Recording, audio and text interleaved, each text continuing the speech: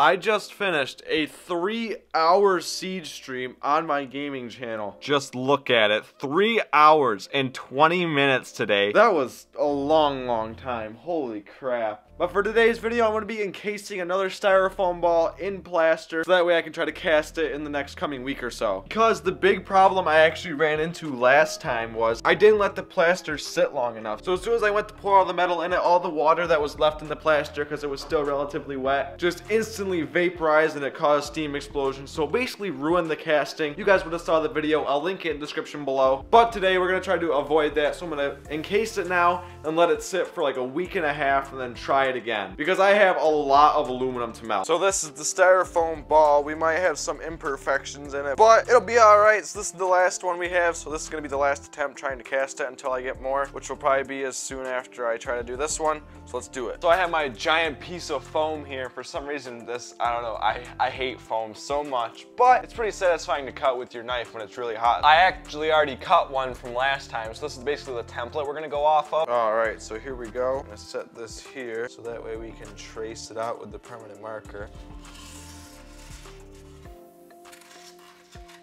Alright, and that is the piece we will be cutting. So I can definitely say this is probably not the best way to cut styrofoam, nor is it the safest. But if for whatever reason you are going to try this, definitely open up the windows, wear a face mask or something to try to minimize the amount of fumes you breathe in. You definitely don't want to breathe in burning hot styrofoam. So while my knife heats up, I kind of just want to say a few things.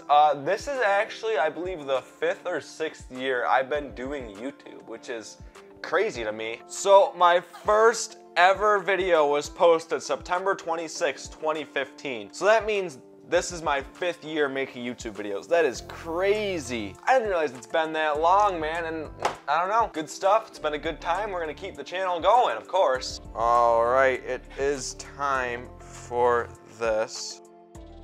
That was very successful, actually. I actually think I'm gonna cut a third one just to be safe. All right. Hey Siri, turn on my lights.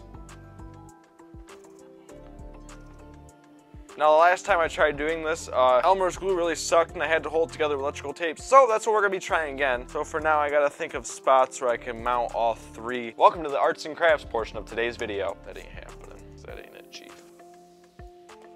I want quarantine hacks, man. You know, this isn't really a hack, nor is it quarantine. This is just such an annoyance. So the key is to just kind of get one secured, or you can focus on the other one as well. All right, so now what we do is grab this, just like that, fasten it to this piece of tape, like so.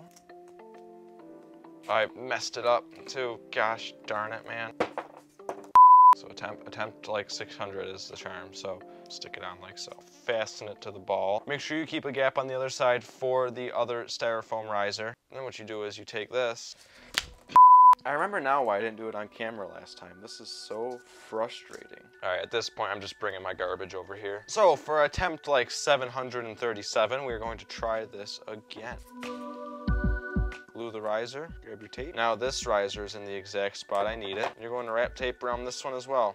But yep, so we got a lot of glue. All right, and this is what it looks like. Let's go encase it in plaster. So one thing I'm actually doing a little bit different this time is I actually bought a steel bucket. Because the problem I was running into last time was when I put it in the oven, obviously because it was a plastic bucket, I couldn't really crank up the temperature to actually evaporate a lot of the water. So obviously with a steel bucket, it can take a lot higher temperatures. I don't have to worry about the bucket melting or catching on fire. And obviously, as I mentioned earlier, I'm going to be letting the plaster sit for about a week and a half before I actually put it in the oven to dry it, because all these times I've tried it, the plaster has still been wet in the middle after leaving it sit for 2 days. So I'm just gonna do a week and a half, throw it in the oven at like 400 degrees for a few hours, and just try to make sure it is absolutely completely dry before I do anything. But all right, let's get the camera on the tripod and get this process started.